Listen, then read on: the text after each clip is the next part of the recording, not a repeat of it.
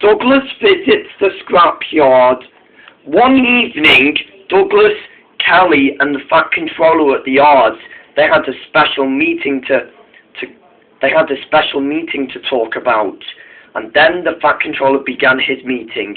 Douglas, he said, I want you to go to the scrapyard and take some iron and bring some iron to the station tonight.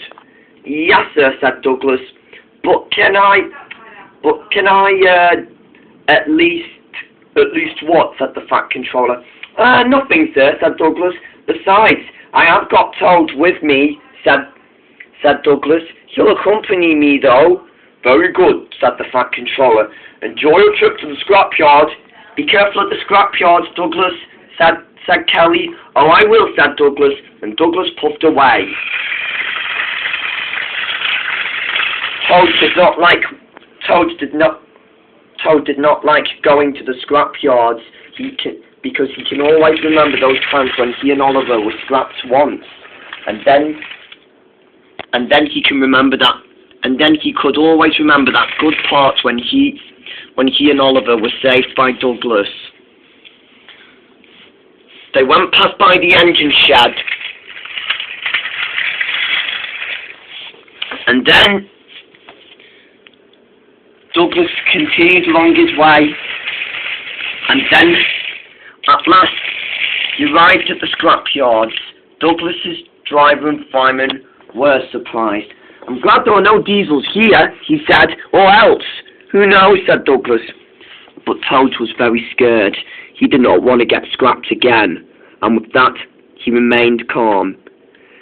Douglas was worried about Toad. Don't worry, he said. There are no diesels coming for you this time, he said. But Douglas was wrong. They were about to collect the iron, and then out of the sheds, and then out of the sheds were Den and Dart.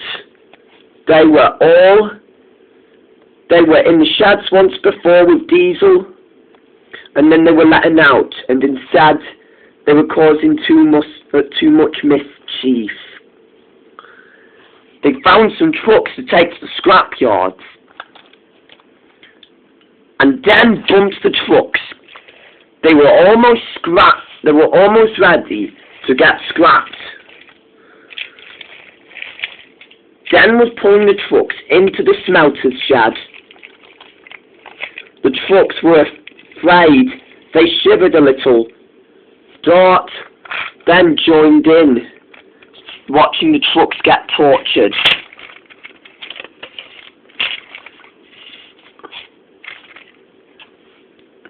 Then he was up the hill, and then Dart was continuing to take the trucks into the smelter's shed. The trucks were afraid. Let go of us, they said. Be quiet, you troublesome trucks, said Den. We'll teach them a lesson anyway, said Dart.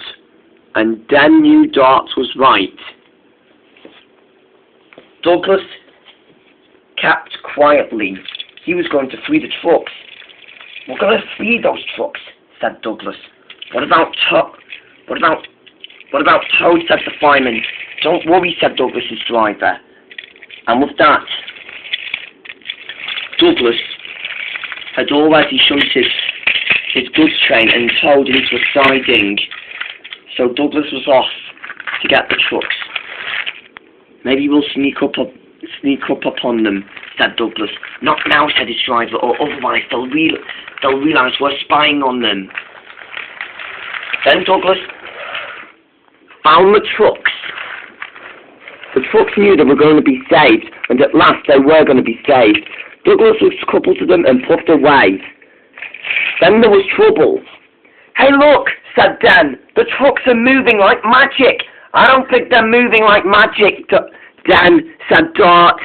Douglas had got them. And with that, the two diesels chased after Douglas. They knew we were there, Douglas, said his driver. Let's make a run for it. And Douglas puffed away. Then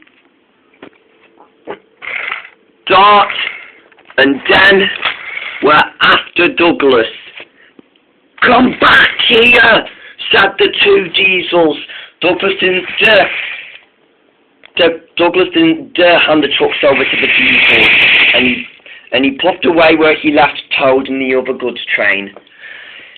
"Come back here," said Dan and Dot.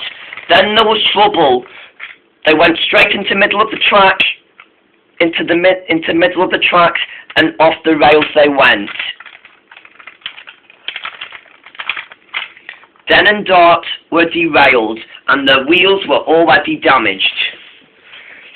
At last, Douglas raced around the countryside, raced past by the engine sheds while the engines were too busily asleep. Then Douglas came back to the yards. "Douglas, you're back," said the Fat Controller. "And where's Toad?" "Toad? Oh no," said Douglas. His driving fireman told the Fat Controller what Dan and Dart were up to. "I see," said the Fat Controller. I'll call the engines up for a meeting about all this tomorrow, but for now, Douglas, you're going to have to go back to the scrapyards and find Toad yourself."